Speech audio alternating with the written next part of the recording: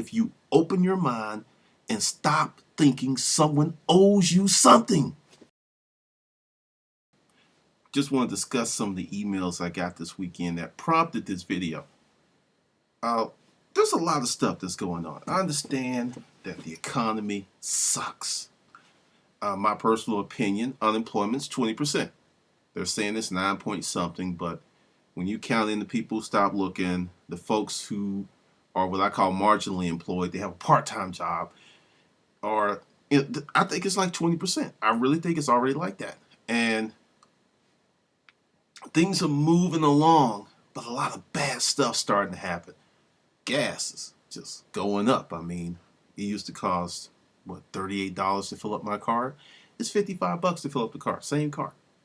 The title of this segment is The American Dream Dead. I don't even know. It's a new person that really despondent, and it was a long ass email. I mean, we're talking chapter and verse. I read it because I was fantastically behind last week, and some stuff happened that even put me further back. But I just spent all weekend going through emails. If I haven't gotten back to you, it's because I haven't gotten to it. But this one came in, and this person was just like, I just had a vision of this person sitting in their house getting ready to just end it. I mean, they were that despondent because it's like, I have not 1 degree, but I have 2 degrees. And I hear about the storage auction thing, and it's like everybody knows about it. And it was just like, what's wrong? The American dream is dead. And at that point, I took a time out and wrote a detailed response because the American dream is not dead. The American dream is alive and well. What is dead is the American spirit. You understand? Opportunity exists all around us. I mean, screw it. You don't want to do storage auctions? Cool, don't do storage auctions. But there's something you could do. Do not get it twisted. There's something you can do because there's a ton of opportunity. Why I say the American spirit is dead is because we have a bunch of namby-pamby, lazy ass. If it's not like this, just if it's not that type of action, it's too hard. If something's wrong, it's a scam. The system's rigged.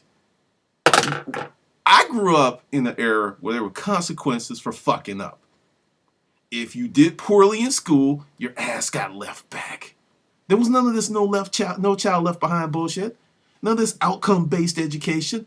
Some schools don't even give grades, and kids are flunking. How do you flunk out of an institution that doesn't give you grades? I'm going to tell you how.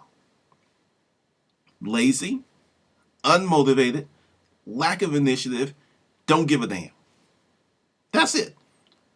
I grew up in that era, and it's something else that's happened. It's like, we've also gotten to this place where if you're not number one, there was no point in even competing.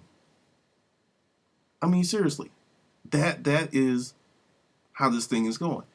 If you just don't be the best that you can be to the point of getting that gold medal, it's like all went for naught. And I grew up where there was a first place, a second place, a third place, and the fourth place, and there was corresponding ribbons or trophies to this. Then someone in all their glorious wisdom like, let's get rid of that and concentrate on being number one. You can't always be first. You can be next, but you can't always be first. That's a fact. You're not going to win every fight. There's someone that's always going to be faster, smarter, more attractive than you are. That's when it boils down to tenacity. Working on the unique characteristics, attributes, traits that you have, and exploiting those. Because we all have something. We all have something. Because right now, there are people, because, I think I have more information about, I'm going to say that I have more information about what's going on in the world of storage auctions than other people. Because I have a lot of people who send me information. Oh, I'm at this auction. Oh, look at this picture. Oh, I got this unit. Even with the crowds, even with the television shows, there's still people buying units and making money. I understand there's a lot of folks out there that don't know what they're doing, and they're seeing the unit, and they're getting the woody, and they're spending everything in their pocket. If you've emailed me, and there's people, it's like, oh, I lost my job, but I got 50 grand. Oh, I lost my job, but I got 30 grand. Or if I move some stuff around or cash this out, I can get 100 grand. Do you think I can make X amount of dollars in this business? And I always said, save your money. One very important reason. I don't know the skill sets of that person. I have no clue. It's an email. This person could be in poor health. They could be crazy or they could be lazy. I have no clue to their abilities. So while I had one guy that I said, go for it. He got a ton of money from BP because he was a fisherman in the Gulf. No, if anyone that's worked on the boat knows that's extremely hard work. He also had money saved. And with this infusion, and it was 6 figures. I was like, with your abilities, go for it. See if you like it. Because he's someone that's used to hard work. He's run his own business. And it makes a huge difference. It makes a huge difference because there's some people who could just jump right in. But there's certain things. He had money, business skills, 2 trucks already.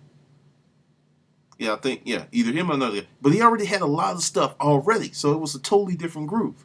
But this nonsense that the American dream is dead, it's not dead. You're just waiting for it to come up and kiss you. I had a mentor, sales manager, and his policy, his philosophy on rejection was, you need to grab rejection by the neck and choke the shit out of it. Either the rejection is going to die or you're going to die. Someone's got to die. I mean, he was a balls to the wall. You know what? If you knock on enough doors, you're going to make a sale. If you make enough phone calls, you're going to make a sale. If you are a piss poor salesman, you have to make 8 times as many phone calls, 8 times as many sales pitches as a guy who's good. But guess what? If you put in the work, you'll be just equally successful. I got in the business of sales. I came from working at Northside Hospital in the lab out there in the sales world. And I had side businesses and stuff, but I didn't know what the hell I was doing. I had no clue. But I worked at it. I fell on my face. I made a lot of mistakes. But one day, it clicked. I looked in my gold mine. I was just like, wow, I've hit plan. And I'm like well below my average in number of calls. And you've got to put in the work. That's what's killing people. The American dream's not dead. Let me tell you who's realizing the American dream. Immigrants. I want you to think about this. Who's excelling in the NFL, even the NBA, well, more so baseball in the NBA than the NFL. But Samoans are going to take over. Mark my words. 10 years, it's going to be a ton of long-ass names in the NFL. Trust me on that. I was stationed in Hawaii. Those boys are fierce. I'm just surprised it's taking this long. You got a guy, there was this, look it up. There was this on 60 Minutes, and they were talking about how this one school, like 20% of the guys that graduated from the school went to the NFL. Their football practice field was rocks. Orange clay. If you've ever been to Hawaii, you know what I'm talking about. That orange clay, rocks. No grass. This is what these boys practice on, full contact. Barefoot. Of course they're going to be successful. Why? Because they're tough.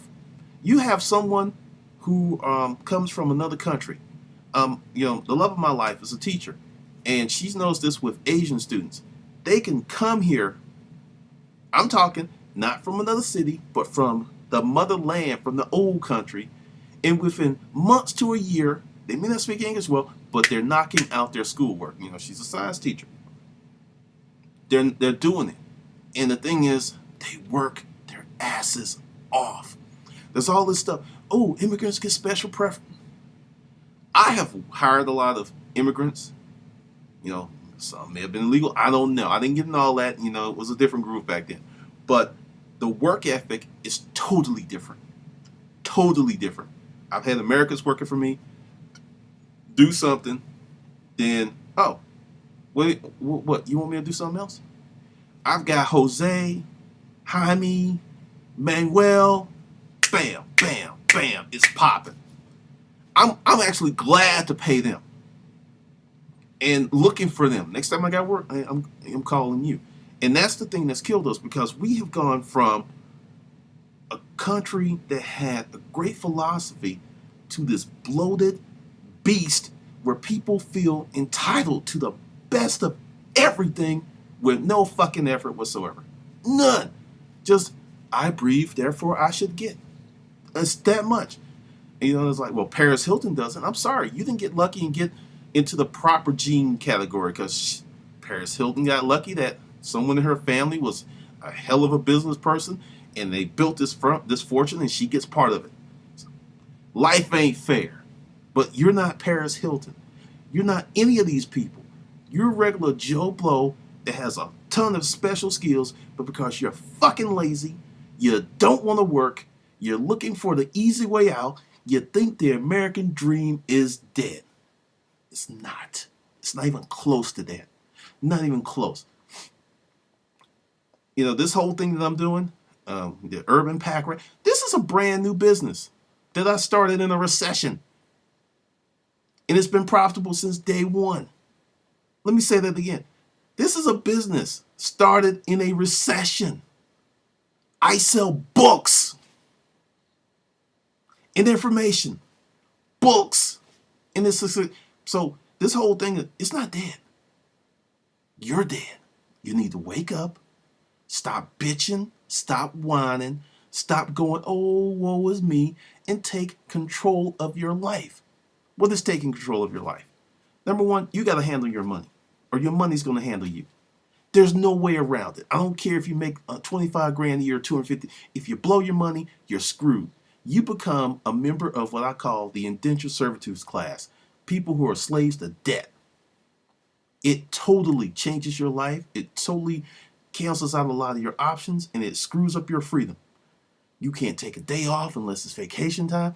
I have not had vacation time, paid time off since like 2000. I don't even know what that stuff is. But you've got to handle your money. And you've got to live within your means. That means if you make $50,000 a year, you need to live on 20 something. That's living within your means, because you got taxes and you need to put money away, you need to save. So that means you're probably going to be able to realistically live on like 25,000. I mean, no, people live on more. They blow the whole thing. You live on, which means you're not going to live in a certain neighborhood. Or if you want to live in a certain neighborhood, there's trade-offs. You know what? I want to live in this great neighborhood, so I'm going to pay cash for my car and take the money that would go for a car now to apply to the mortgage or rent. It's a trade-off, but people don't want it. It's like, I want it all now. You can't have it all now because you ain't that freaking talented. Sorry, I'm here to tell you, you're not. So stop bitching and stop whining and do something with your life. Get the money situation under control. Learn how to save. I have weeks where I play games with myself where this week I'm not going to spend any money. I know it sounds crazy. I know it's like I'm just not going to spend any money, because spending money becomes a habit. You're always spending, and then you try to fill these voids in yourself by buying stuff, yet you're still empty, because that's one of the reasons the storage auction business is such a great business. You have all these people that bought stuff they don't need, that hasn't really satisfied that urge, and they put it in the room and lose it. Oh, well.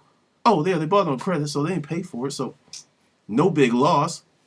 I'm telling you, because I'm going to put up a video on the blog about this guy. He's homeless, he lost his unit, and he's just going on to it. Obviously, he's got some substance abuse problems, but that's a whole nother deal. That's the culture we live in. Manage your money. Develop some discipline. What is discipline? The ability to do some shit you don't want to do and do it well. That's discipline. Everyone's like, oh, it's going to go well if I like it and I have passion. And no, it won't. If you are screw up on stuff you don't like, you're going to be a screw up on your passions. I'm here to tell you. I'm in the, I'm a writer, and I've got a lot to learn with the writing. This is new to me. I don't look at this as, hey, this book, this set of books, I look at this as commencement. This is just the beginning of what I'm going to do with this writing thing. So there's a lot to learn. And I know there's tons of room for improvement for me. And that's exciting. But some people want to, boom, okay, bestseller, give me the money. It doesn't work like that. It doesn't work like that. And I'm talking to a few people I know who I've been writing July 17th, 2009 is when I started writing. I wrote from 1999 to 2000, mid 2000, and then there's this huge gap where I didn't do anything. So essentially, this July coming up will be 2 years. That's really a short period of time. Now, I think I'm going to be fierce at year 5. That's how I look at it. In year 10, you ain't going to be able to tell me shit. In year 15, oh, watch out. In year 20, I'm going to be smoking. I've got these stages. But you got to start somewhere. You have to put yourself out there. So manage your money. And I'm being repetitive for a reason. Manage your money. That is the biggest key, because if you're not in debt or you're not financially pressed, you have room to mentally think about doing something else. Because as long as you are, man, I got to get this money because I got to pay rent. It's going to suck up all your creative energy. You're just going to get on that grind and you're going to look up and next thing you know, you're 60. I'm serious. Manage your money. Develop some discipline. Actually get the word failure out of your mind. Stop looking at failure as the be all. Failure is just like, I don't know how to do something. That didn't work out. That's it. Look at it, if you're a quarterback in the game and you throw a pick, get your mind right after that, because the next series you got to get your ass back out there. But some people throw that pick and they sit on the sideline for the rest of their life saying stuff like, it wasn't meant to be. Well, the Lord didn't have it in his heart for me to have. Bullshit. God wants you to have a lot of stuff. God wants you to be successful. Guess what? You gotta work for it. That's the deal. You gotta work for it. Look at our campuses. I'm real close to Georgia Tech, Emory. When I'm going around to my appointments or visiting friends and I drive through a campus, like 30% of Emory's Asian.